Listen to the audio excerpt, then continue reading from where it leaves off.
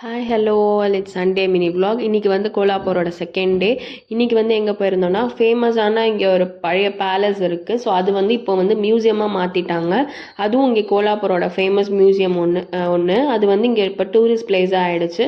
So அந்த மியூசியமில் வந்து என்னென்னா லைக் வந்து பழைய காலத்தில் மன்னர்கள் வந்து யூஸ் பண்ண கன்ஸு, கத்தி அதெல்லாமே இருந்துச்சு. அந்த மாதிரி நம்ம பழைய ஹிஸ்ட்ரி புக்கில் பழைய காலத்து படத்தெல்லாம் வந்து பார்த்துருப்போம். இந்த மாதிரி வந்து மன்னர்கள்லாம் வேட்டையாடி இருப்பாங்க, புலி சிங்கம்னு.